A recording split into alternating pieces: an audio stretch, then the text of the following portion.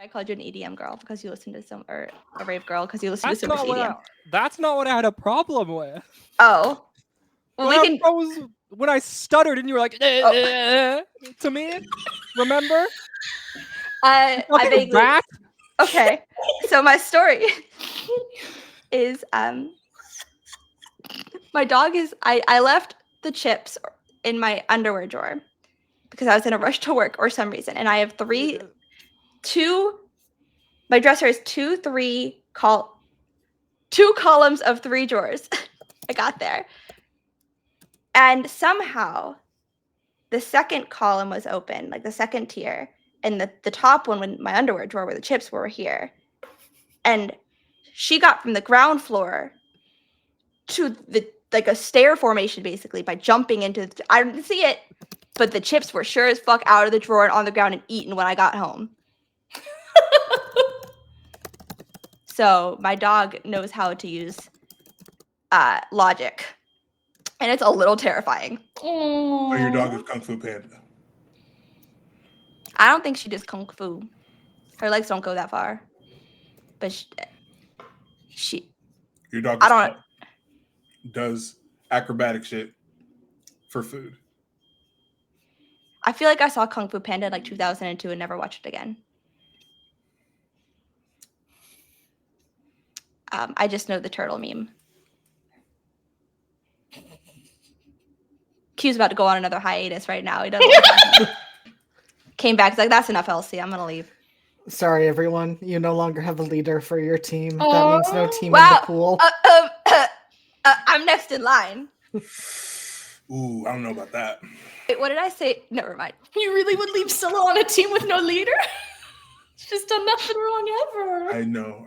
She's perfect, and nothing has ever done wrong with her. No. She doesn't remember doing anything wrong, so clearly she's never done anything wrong. Okay, why does it work when you say it, but when I say it, I'm still wrong? Because Scylla has erased a lot of her own memories and doesn't know she's done that. I don't know what I did either. I mean, you know the consequences, though. Somebody told me the consequences, Harp. So there you go. Yeah. Nobody's told Scylla consequences, any consequences. I feel like this is biased. I mean, Scylla caught consequences. This is how she ended up in Hemlock. I'm not saying she dodged consequences. Goodbye. I'm just saying she doesn't believe she's done anything wrong. I am also biased. That's true. Yeah, wait, you're my number one fan. It's true. Straight Stan account. How long have we been? I saw that. Wait, what was your username though? How long have we been live on this? Yeah. Find out an IP. Yeah. I feel like Ellie probably would have read her own forums. Yeah, that sounds about right. We're not her forums. Mara just brought it in. Okay. A different one. I'm not correcting my statement. I said what I said, and that was how she would view it. Ellie tried to make like number one fan, but it was already taken. It was stop her own forums. I think that you know what? That's absolutely true. She totally Googled herself twice a day when all that shit went down. She was absolutely doom scrolling. Anyways, hi, welcome back to Teacup. I'm JD. I'll be your GM. I don't know what else to say. Please continue. Begin our introductions. No, that's all right. That's all right. You can have it back. Ooh. Flagged immediately. Just team leader. Gone. What? Sorry. Hey! Wow, just fucking TikTok gunshot noise everywhere, sniping everybody today. Sorry. This is the energy to the studio we have decided to like cultivate, and I love it, and I missed it. It's because I'm back. I need this more than everybody knows, and I love you guys very much. We are glad to be here tonight. Which does mean I'm going to tag in Kian to start us off with our channel introductions. Hello, everybody. Thanks for coming to hang out on Entropy Emporium tonight. We appreciate it. We love having you here. A couple of housekeeping things before we get started. First and most importantly, we are raising money for the Palestine Children's Relief Fund. They're doing important work, and we need to continue to support them as they do this important work. the state of the world is what it is. And I know that a lot of us are having a really challenging time with it.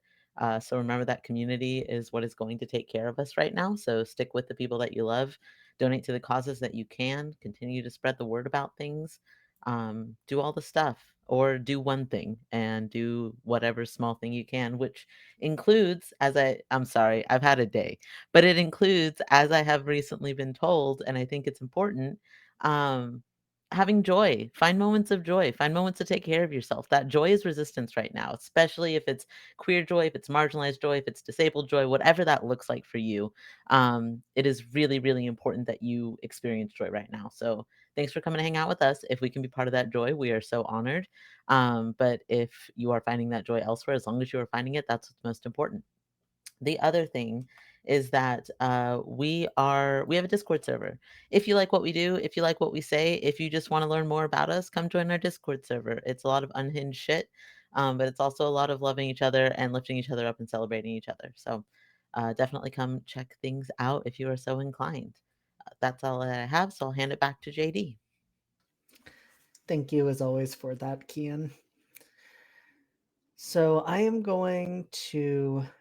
deciding the order. It's, even though it has only been a month, it feels like it's been longer. Has it even been a month? I don't even know how long it's been, but I'm trying to remember how I do these intros. And I think I'm going to start by having each of you go around and introducing yourself, introducing your character, reminding us of your character's playbook, and letting us know how they are feeling heading into their first fight as a team. And I'm going to go in a different order than usual. I'm going to start with Harp. That's the same as usual.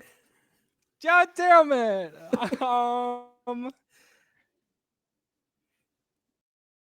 Hi, I'm Harper. I'm playing Mara, who is feeling not great. But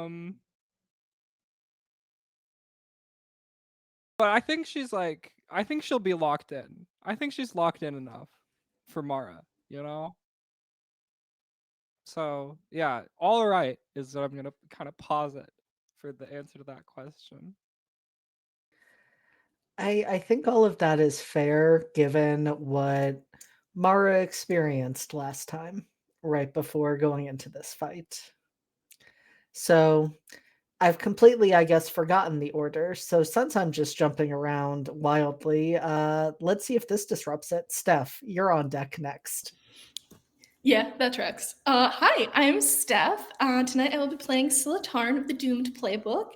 She's done nothing wrong ever in her life, and right now she's feeling kind of sad, kind of stressed with the memories she's reliving. She doesn't like how they bring up those sad, uncomfy feelings, and she's stressed because she doesn't know where Ellie is. But you know, the team is together for the most part, so we can find her, and it's gonna be fine.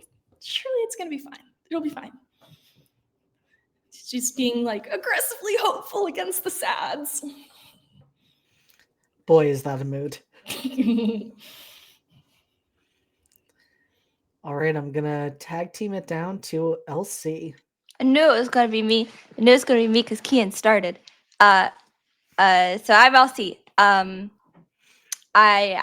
optimistic on all social media. I play Ellie Ellison, and Ellie is pissed. And I think like revving to go for a fight. The last thing that we left her off with was literally making solid contact with the darkness, with a fist punch because it pissed her off so much. So I think she's tip top ready. Okay, I'm not gonna say tip top because I'm gonna roll bad. She's ready to go. Where will she go? I don't know. Probably beef it. Put good vibes out there. We're No, gonna if I do that, it's gonna be bad vibes. So I'm gonna say you're beef it. Then I can't be disappointed. I'll take that logic. All right, I'm gonna toss it then up to Q. I'm muted. Hello. I'm back, y'all. Hi. It's been a minute. Glad to be back. Tonight I'm playing Connor Creed. He, him. He's the transformed playbook. And we don't know what he's feeling. Probably sad. So, there's that. Oh, Connor. It's hard. I say like I'm not going to be very mean to him the moment we begin. Right, the arbiter of the sadness, yeah. Speaking of sadness, I made a sad face because we now have 2 order, 1 chaos. For once, I am tracking it, and we'll see what I get to use this time. Though I will acknowledge, Harp, you still have your free rerolls. Oh, that's 2 order and 2 chaos. Wonderful. All right, Kian, I'm going to toss it over to you to round us off with the team. Hello, everybody. My name is Kian. I use any and all pronouns, and I am playing Valen tonight. Last name redacted, even from myself. Valen uses they, he pronouns, is the Beacon playbook, and is pretty ready to fight, as per usual. But I think particularly because he is feeling confused and very lost and probably very afraid right now.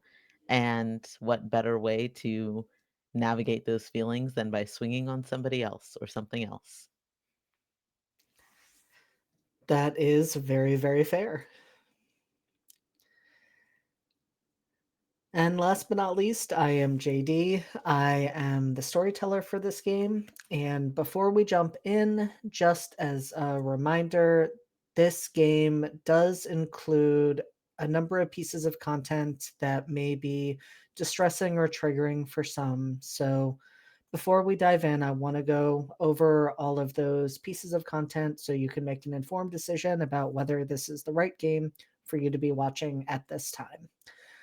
Some of that content is institutional violence, forced institutionalization, medical abuse, psychological abuse, and gaslighting, themes in line with real world conversion therapy, body horror, gore, and blood. There can be, given the setting, references to the use of isolation, seclusion, or sedation. We have had and will continue to have bad/toxic/emotionally abusive parenting, unreality, references to child abuse and abusive parents, betrayal. And tonight we will be navigating definitely some violence since this is going to be a little more hyper realistic violence versus the more comic book esque violence that we might usually see in a Masks game. So keep all of those in mind. If this is not the game for you, Entropy Emporium has many other games, and we would invite you to check those out. If you need to just take a break for tonight, all of these go up as VOD, so you can always catch this later if now is not the right time. Please take care of yourselves. We will be using our safety tools on our side, and we want to make sure you do whatever you need to do to be comfortable and safe.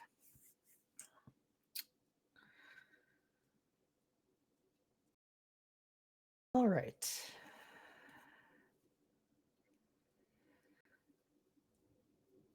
We begin with Connor.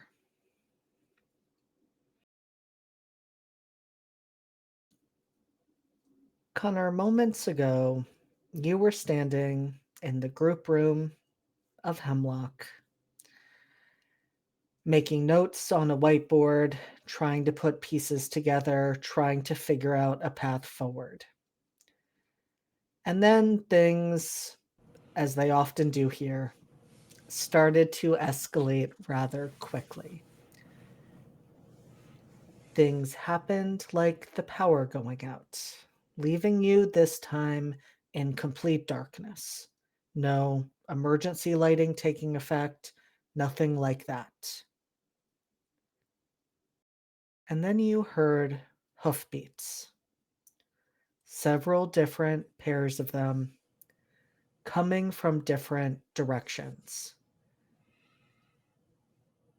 And you heard your teammates calling for each other, reaching out to you.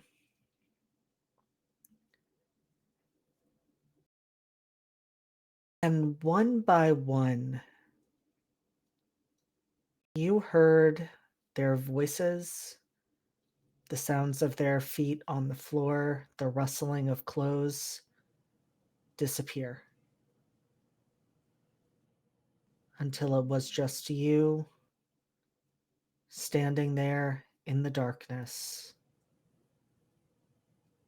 hearing the hoofbeats and breathing of some large animal moving towards you. I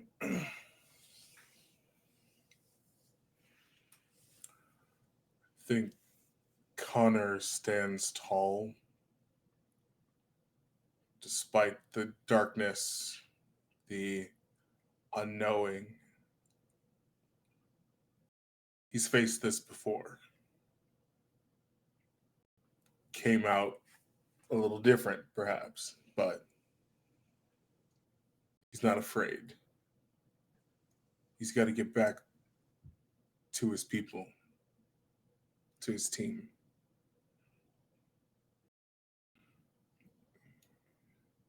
You've been chasing after us.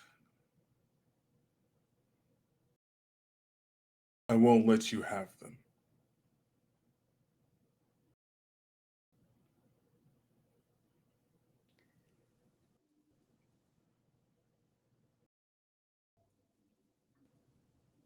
The hoofbeats pause. The breathing stops.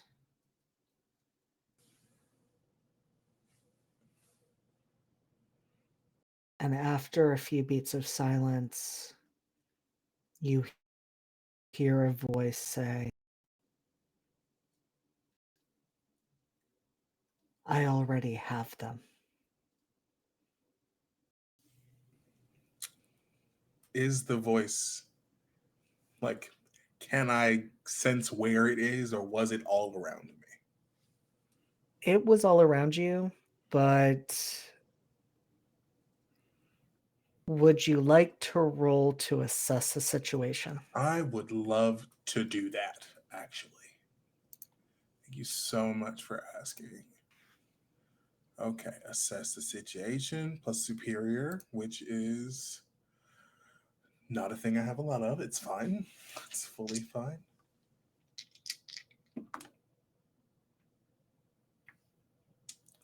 Okay, so that's a potential. Oh, yeah. Oh, that's so fully a potential. Yeah, that's a 3. I thought it was a 5, and then I realized, oh no, still feeling guilty. So -2. Yeah, that's not optimal. But Mm-mm. the potential is not a bad thing. We do love failing forward. We do love failing forward. It's true. And so, Connor, you try to figure out where that voice came from, but it's impossible to tell. It feels like you're in just a pool of darkness.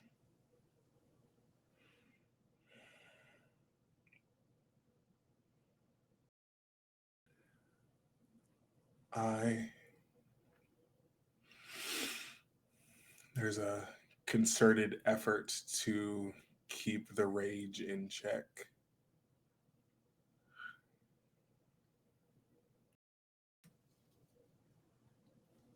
They're important to me.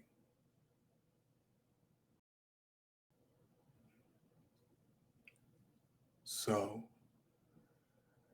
even if I have to claw my way through you to get them, I will.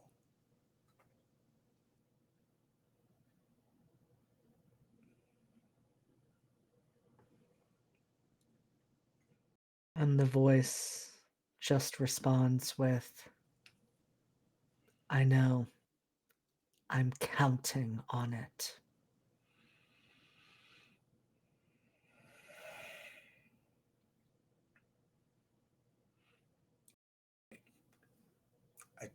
Did not get anything for my assessed situation, so he's not going to lash out, because if he just lashes out, that one, it leaves him open, and two, he's already sort of barely holding it together. So I guess we're just going to try and move forward.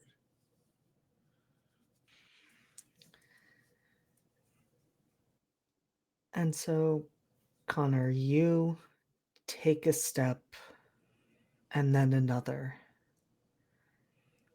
And there's this moment of vertigo because you can't hear your own footsteps now. You can't hear your own breathing. The voice that was there was coming from all directions, and you find yourself wondering, am I falling? Am I slipping sideways? Am I going upwards? And then you get an answer because you feel your stomach drop.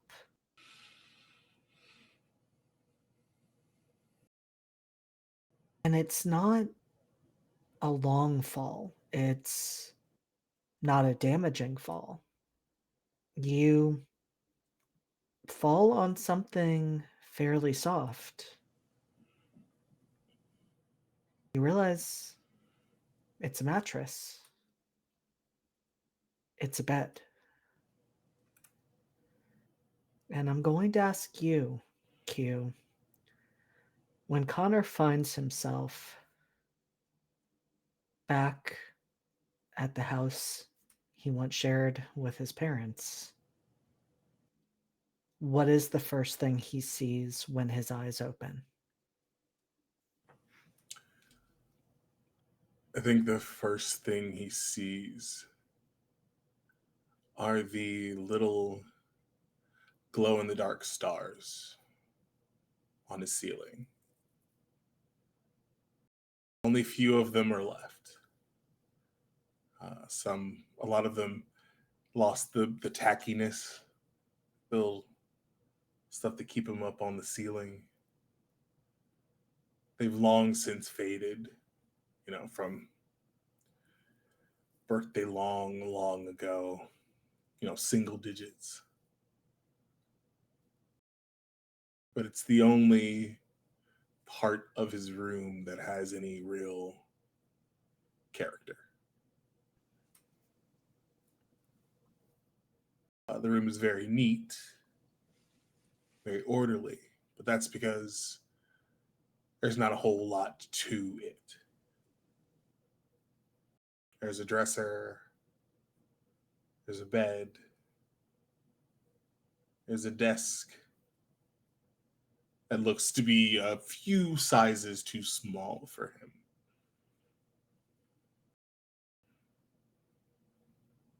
This is a room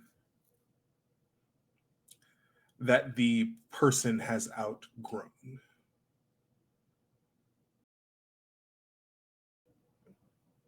The place and its occupant forgotten.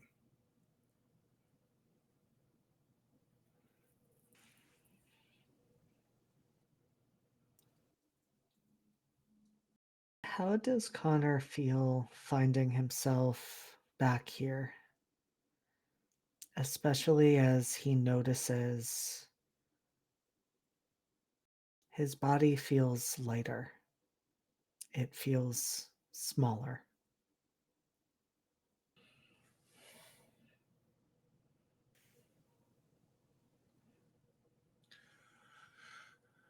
Confusion. There's a bittersweet balance here. The gifts that he was given were nice They were used to protect people. They were also used to harm people. And they hurt him.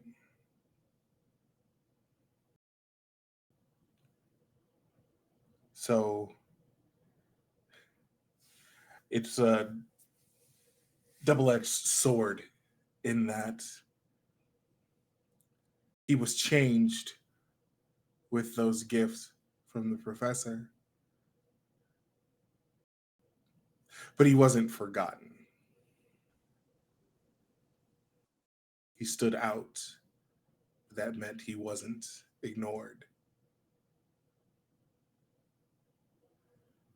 So being back in that place where he's just himself again.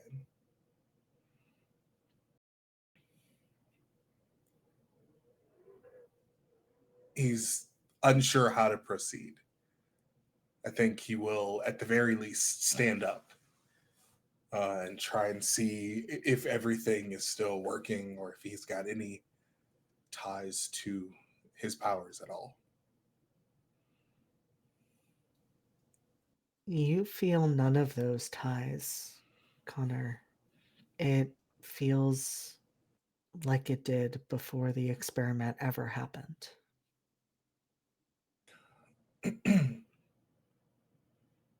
Okay.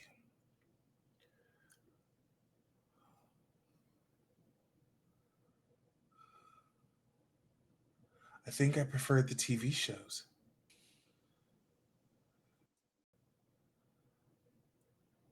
Well, we're going to get out of this room for sure.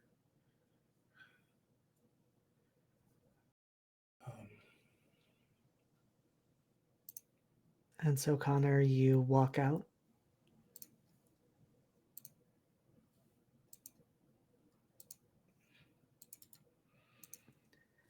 I imagine that the rest of the house has much more furniture, Oh, yeah. has much more signs of the inhabitants who live here. Yes.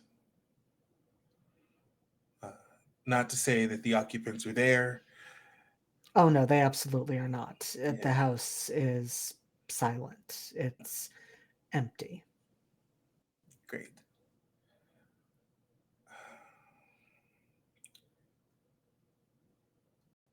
It's a lot more lived in everywhere else. Decorations are everywhere.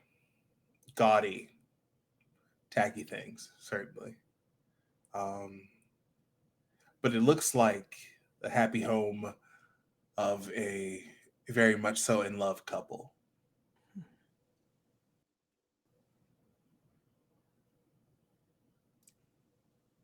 There are no pictures that include Connor in them. No, I don't think so. You might find like one. There's, a baby picture, but it's still mostly mom and dad. Like, dad's got the thumbs up, big grin, like, look at this thing. Like, wow, that's crazy. Hey, yo, that's crazy. Just.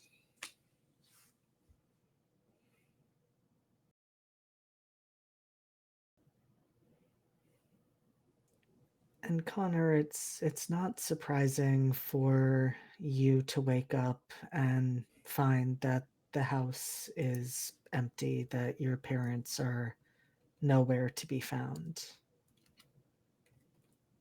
But this is a special day. And I'm wondering what goes through Connor's head when he sees an envelope sitting on the kitchen table. Is it addressed to him? It is.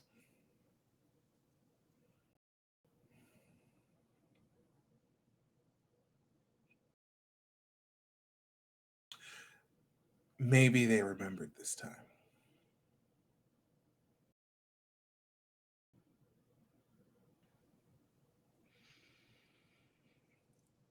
And I think there's the knowledge that he was somewhere and someone else moments ago. There's this hope that maybe this time it'll be different.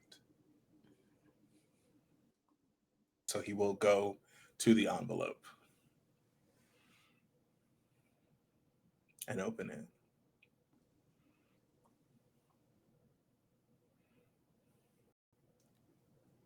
And it's just a short note scribbled on what looks like a piece of paper from a notepad. And it just simply says, Connor, we have a visitor arriving this afternoon. Come home right after school. Mom. No love, nothing like that. Just simple, straightforward.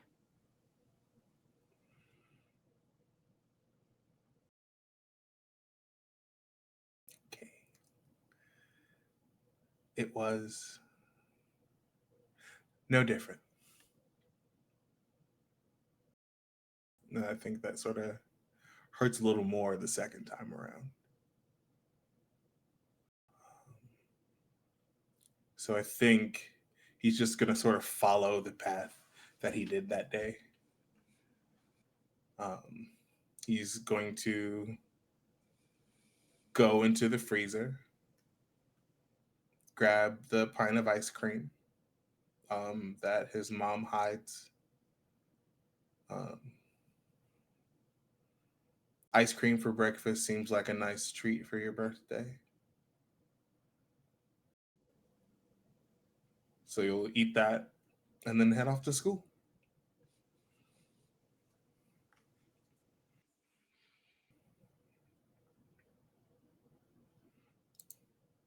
And school similarly passes in the way that you remember, at least for the most part.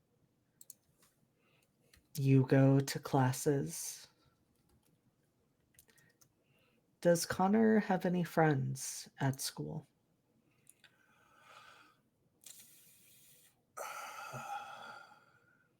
I want to say, yeah. He's got one or two. I'm almost positive that in his mind, they're just tolerating him. But he's the gopher. It probably didn't start this way, but finding these friends, he latched on pretty quick and was like, I'll do the thing. I'll go get that. Or do you need something? I'll go get that. And so they just sort of started to lean on that. So that's the dynamic now.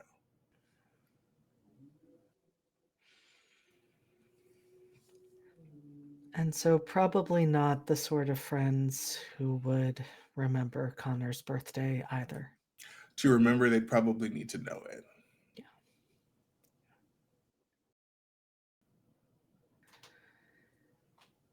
And I think that's why, Connor, as you're going through your day, you stop at your locker, trading out books from one class for the next. And there's a box sitting there. It's fairly large. It's about that big, pretty thin though, and there's no note, nothing else with it. But it's strange because, I mean, it's not a thick box, but it's definitely not one that would have been able to be slipped through into your locker. Right. Just gonna go ahead and pull that out. Feel like we have to open it.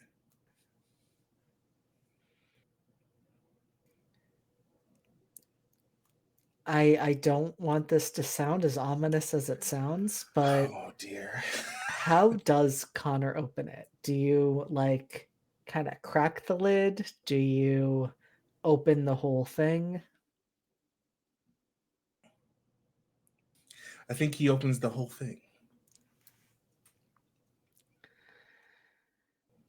I feel like Connor might potentially quickly shut the lid once he does that because he is standing in a school hallway and he just opened a box that has what looks like an obsidian dagger in it. Oh, yeah. Would you look at that going in the.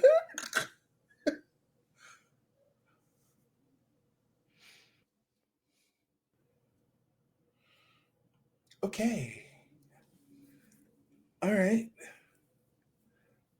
Um. Yeah, I don't remember getting that. That definitely didn't. Okay. All right. Hmm. Okay.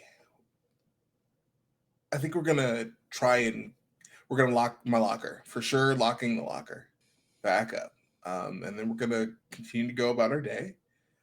Um, we're gonna save that box until we're on our way home.